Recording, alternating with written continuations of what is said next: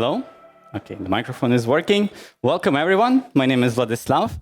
And well, as you can see on the screen, I'm here to talk about the cybersecurity strategy of a very, very fast-growing e-commerce startup. And let me begin by introducing myself a little bit. So I was born in Ukraine. Then I started studying in cybersecurity.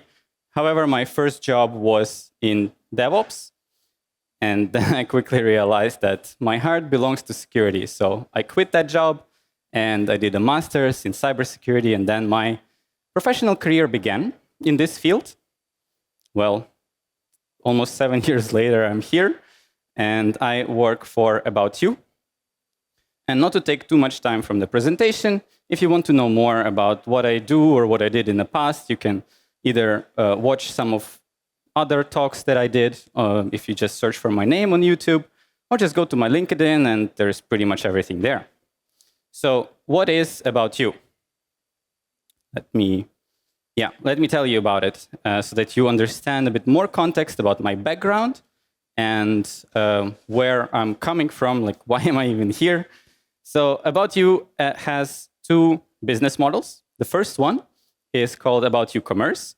This is one of the largest e-commerce fashion stores in Europe with more than 2 billion euros in revenue, 12 million active customers, and we're live in more than 29 countries. So we have a very substantial experience in B2C.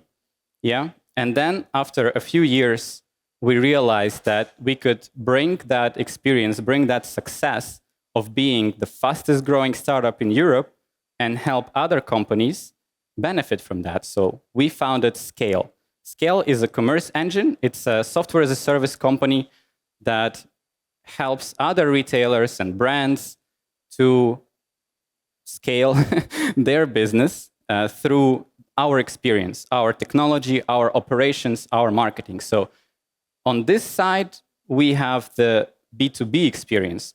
And doing security for both of these, we learned quite a lot. And that is one of the reasons why I'm here to tell you how it went and how we're doing that. So, the first question is, why am I here? To simply put it, I was invited.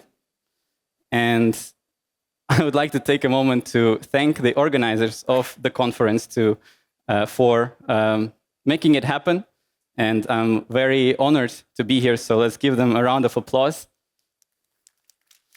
Thank you very much, everyone.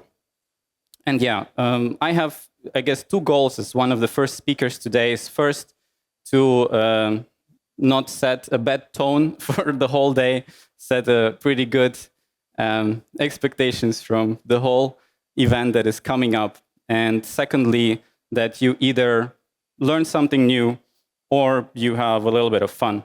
So if I can achieve one of these two things, I will have done my job. So let's begin. As a speaker with some experience, I always look for ways how to keep the audience engaged. It's sometimes difficult. You know, after 10, 15 minutes, you see people yawning, looking at their phone. So I thought, okay, I need to do something about it. So I got some inspiration and decided to bring the experience of looking at the phone into my presentation. And where I got it from was on Instagram. I was watching videos there, and I saw this video on the top. There was Joe Rogan speaking about aliens, and on the bottom, there was, this. So I present to you a Minecraft jumping video that will run alongside my presentation. Well, I'm kidding. I wouldn't do that to you. However, if I see that you're getting bored or stop paying attention, I will quickly bring this back up. So anyways, let's get to the point of my talk. So what we're going to talk about, I want to tell you where we started at About You with security. So, I mean, I'm there more than 6 years. So I can tell you almost the whole journey of the cybersecurity team because the company is 10 years old. Recently, we celebrated 10 years anniversary. I've been there for more than half of this time. And how did we actually evolve throughout this time? Because, I mean, you can't stay at the same place for 6 years and grow as much as we did. And also some of our future plans. So, yeah, as I mentioned, let's rewind to 2018. Does everyone remember what happened 2018, some of the main events? Let's take a look. So it was the hottest summer in Hamburg in forever. I just moved here and it was crazy, right? And even more GDPR came into effect, which added even more heat into that summer. As security folks, you probably remember how it was. It was very fun. And unfortunately, Germany didn't leave the group stage in the World Cup, so that was tragic. But more relevant to this presentation is I got a job at About You. So how did we start? It looked something like this. It was a bunch of cave people, smashing computers until they beep the right way. So quite chaotic, I would say. But there were some positive sides, some challenges as well. On the positive side, we already had a bug bounty program, which was great. Some companies don't have that until many years after running a cybersecurity team. We also had a pretty skilled team, very, enthusiastic, eager to hack everything. And most importantly, we had the management support, which meant that we never had a very big challenge going to teams and telling them, like, hey, you need to fix this, because the company knew that we either invest into security or nobody hears about us 5 years later, or even less. Yeah, you can think of some examples. I don't know.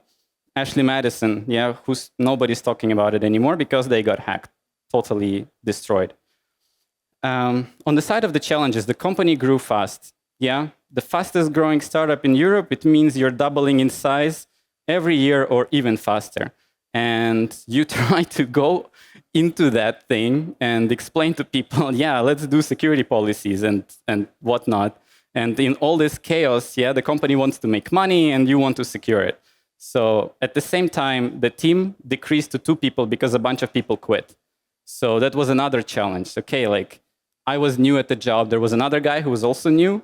So we had to build it up from scratch. And the ISMS, I can't say that it was non-existent, but it was in early stages. So how did we do it? What kind of principles did we follow? And I wanted to outline the main ones, what we did. The first principle is the 80-20 rule. If you don't know what that is, 80-20 means that you can achieve 80% of the result in 20% of time it takes to complete a project. The best example I could find for this was this video on YouTube where an artist draws Spider-Man in 12 seconds, 1 minute, and 10 minutes. And of course, you can see that in 10 minutes, the Spider-Man is pretty well detailed and stuff.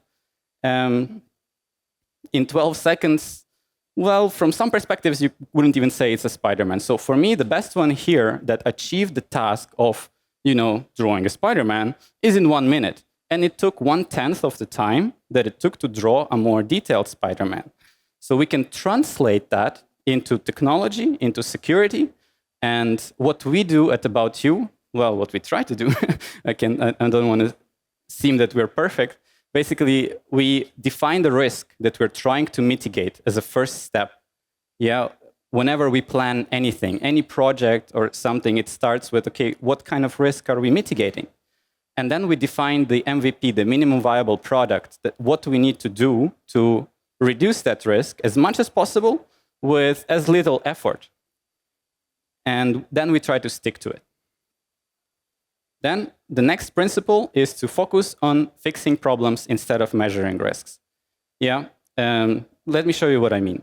In a regular organization, you would have the board that wants to measure risks, translate it into money, invest that money, and reduce the risk. You have a CISO. Sometimes you do, sometimes you don't, but anyways, also wants to measure risks, well, to report it to the board. But engineers, at least in my experience, they really want to solve problems instead of measuring risks and making presentations and, crunch the sheets and so on. So this is where the first disconnect happens. When you don't let engineers do the thing that they love to do the most. And also you need to ask yourself, does it even make sense for you to start measuring risks at the moment? So on the slide, there is sort of a representation of a security maturity model that you can find several of those online. But first and foremost, if you don't know, for example, if you look at level 0, if you don't know what your assets are, like what you're supposed to secure, does it make sense to secure it? Does it make sense to measure risks that these assets have if you don't know your assets? So you need to understand where you are, yeah? And do visibility, asset visibility, asset management, and so on. And then you can start already with your vulnerability management, penetration testing, patch management, security awareness, et cetera, depending on your company. And in my opinion, only on like level 2 that you see on the screen, it starts making sense to measure your risks. Because you want to introduce compliance, you want to introduce SLAs to everything, you want to do security proactively, you want to automate stuff. Also, you want to start like doing reports and scale your security more. So yeah, and level 3, this is where you become part of the business processes. You contribute to the company's success as a security team. And at About You, I would say that we're somewhere between level 2 and level 3. So also another tip, don't take it too seriously. Just because there is a security maturity model defined somewhere online doesn't mean that you cannot have parts of your security team or maturity on even level 3 and some parts on level 2 or level 1. It's never too late to start. It always makes sense to think ahead. Yeah, just maybe not too much and have your priorities straight. So yeah, let's go to the next one. The next principle was to grow reasonably and to hire for long term. Since we are a product company, we have so many assets. We have so many people, so many applications, so many cloud resources, and so on. I noticed that when somebody new joined the team, it took them probably a year just to understand what we're dealing with, just to get familiar with the company.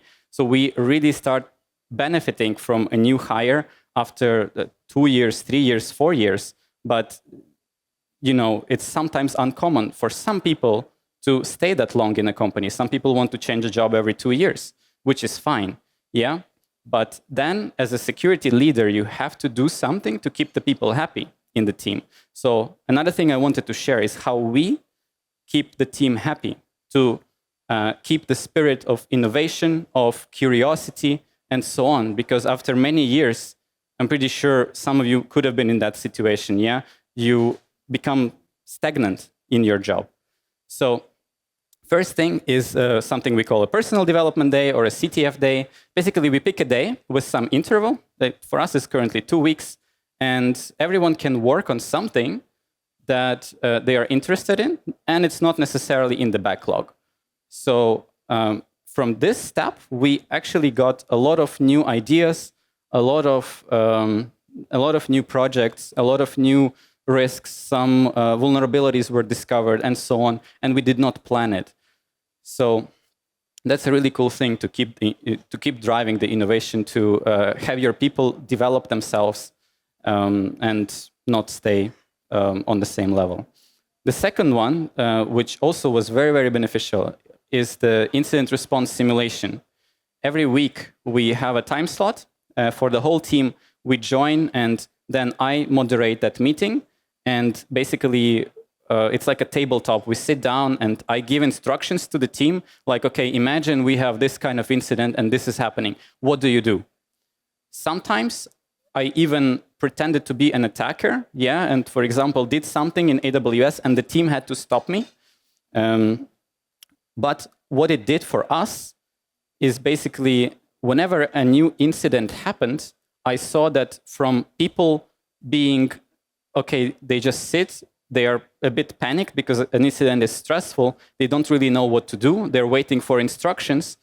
We went from that to everyone knows what they need to do, everyone knows what there is in our incident response playbooks, everyone knows where the logs are, how to analyze those logs, what kind of tools we have for incident response, and so on. So this really improved how we deal with incidents.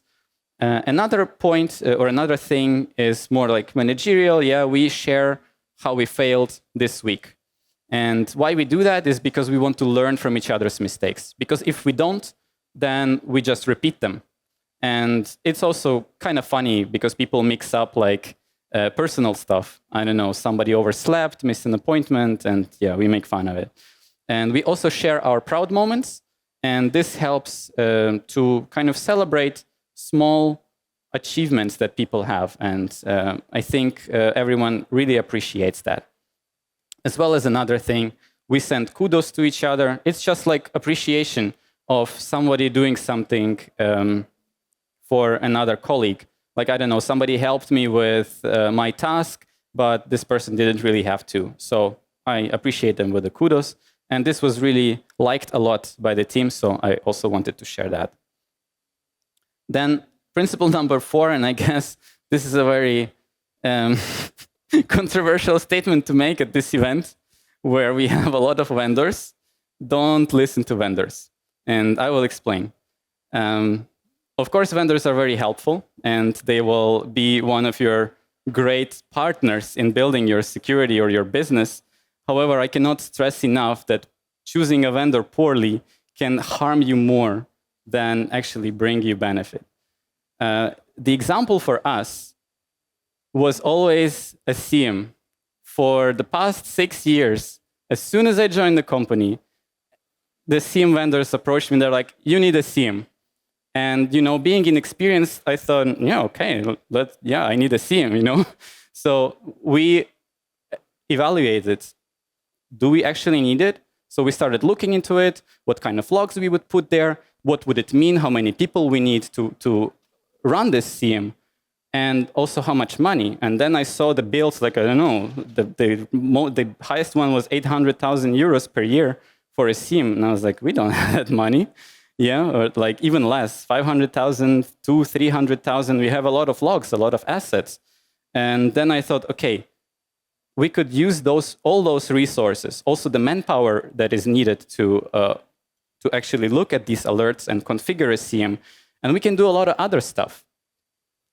Like, I don't know, vulnerability management. We could do pen tests for all our applications and stuff like that. So it really never made sense. And also, what we did instead, we achieved probably 60% of what a SIEM does for maybe 10 to 15% of the cost with other tools that are available to us. It's not as nice, it's not as pretty, it's not that like maybe intuitive. However, it works, in my opinion. And only now, I would say, we are getting to the point where we might actually benefit from it because the team is bigger and we have a lot of like security monitoring in place and so on. So now we want to have it all together.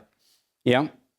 So what are we working on right now at About You as a security team? So one of our main initiatives is to build trust with our customers through compliance. Being a software as a service company, every client asks us about our security. We fill out questionnaires, we do a lot of stuff. So we decided, okay, we want to showcase that it's not only our word, that they can trust us with the data, but also our auditors confirm it. Yeah.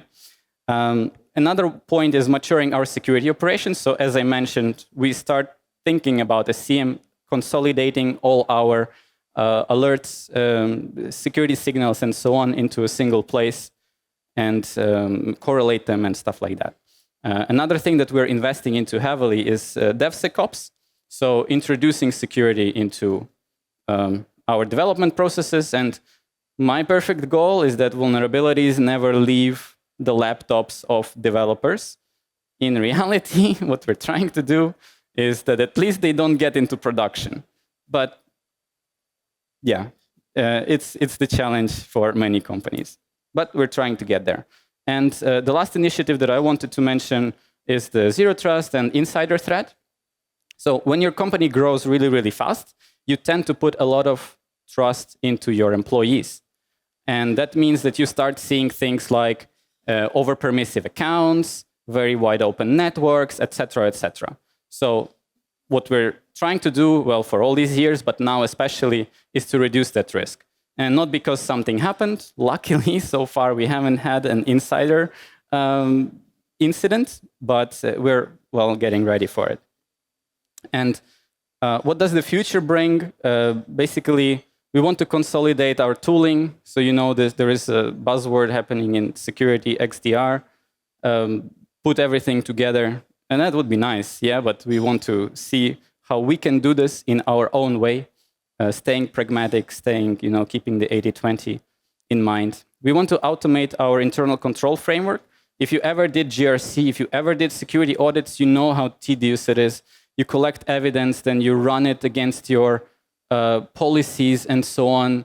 And yeah, you think, okay, it's time to automate it. And that would be really, really nice to give our employees more time to do other things other than just crunching sheets and sending emails. We want to integrate more into the business processes so that instead of us approaching stakeholders and saying, hey, we saw that you implemented this feature and we want to test it.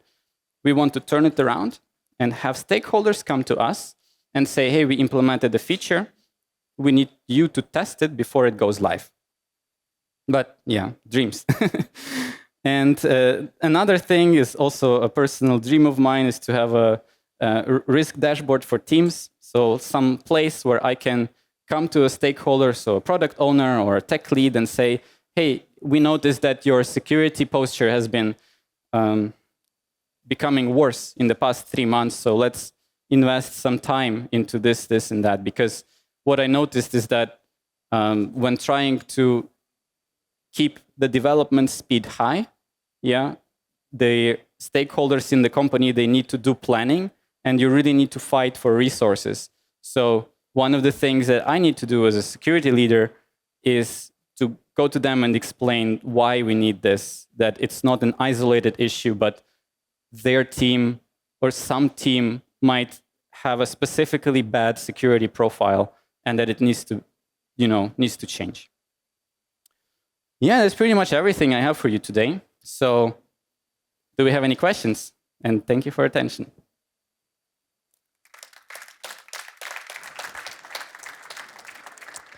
Thank you, Vladyslav, for your talk. And we've got a couple of questions on Slido. Sure. So, from Emil, he asks, have you experienced a customer-facing platform downtime in your time at About You? And if so, how did you respond? Yes, we did. I mean, downtimes happen, like nobody's safe from that. But it depends from case to case. We didn't have a very significant downtime. That never happened, thankfully. And yeah, how did we respond? Well, we kind of just fixed it. So I guess from security perspective, what we dealt with the most was sneaker bots. We started seeing that, we sell sneakers on our website. Some of them are exclusive and people want to have them. So they put bots on the website. Sometimes they are so aggressive, they take down our infrastructure. It's like a DDoS attack. So I would say from security perspective, it was the biggest one that we solved. I hope that answers the question. Mm-hmm. And part 2 of the question of Emil is, what was your proudest moment at About You? Proudest moment? Mm-hmm. I don't know. I think so. The team grew quite a bit. We went from maybe 4 or 5 people to 14 in the last 2 years, and that's one of the proudest moments because I spent really a lot of time in interviews, and when it was finally over, we staffed all the positions. That was one of the best ones. And also, I'm also very proud every time when we do a security audit, and auditors can't really find something significant. That makes me feel that we're doing something right. Mm-hmm. Then there's the question, are you certified by ISO 27001? Not yet. Any other? Not yet, but okay. Our ISMS is built based on the ISO principles, and at some point we will go for that. But right now we're doing a SOC 2 instead of ISO. Mm-hmm. How do you handle the battle between building trust versus zero trust? I'm not sure I get the question. Maybe somebody can be a bit more specific. What does building trust means? Ist denn Not sure. der oder diejenige noch? Ja.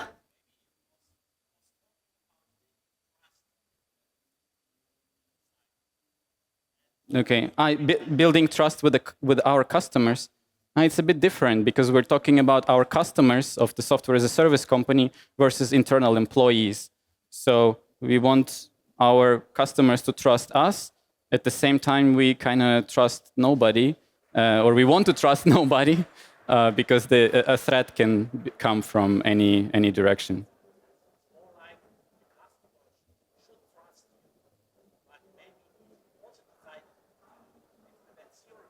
Oh yeah, absolutely. We're fine with that. We're fine with that. I welcome it.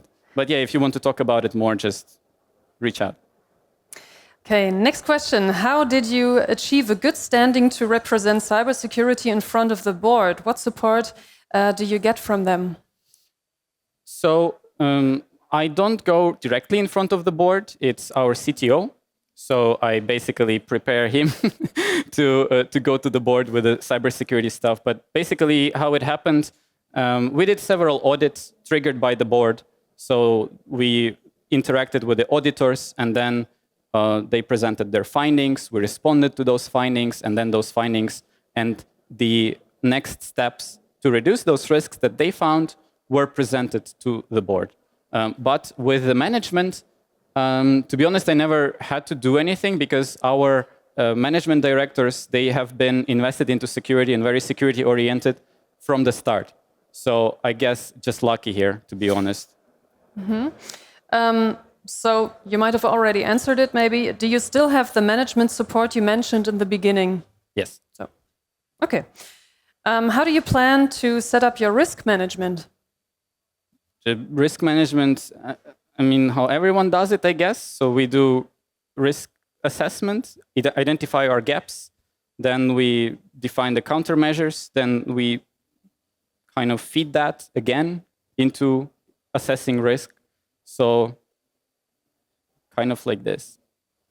So yeah, we identify the gaps in our security posture. Then we identify the steps. What do we do to mitigate those risks? And then we repeat this process. I hope that is not too vague. Maybe concerning your answer, who came up with this idea of like these rehearsals for incidents? Me. I mean, it kind of came naturally, I guess, because I saw a few years ago the idea of tabletop exercises, and then I decided to give it a try. And then we saw that we had some challenges during real incidents, and I really didn't want people to feel stressed and to feel useless during an incident. So we introduced that so that everyone is on the same page, everyone knows how to respond to an incident, and that really helped. And no one needs to panic. Yeah, because it's not an unknown situation. Exactly. Okay. Auf Slido habe ich jetzt keine Fragen mehr reinbekommen. Das heißt, you will be here for the whole day? Yeah. Okay, so also feel free to text me in the app through the messages, or just connect on LinkedIn, or just catch me here. So thank you very much. You've been a great audience. Thank you, Vladyslav Cherednychenko.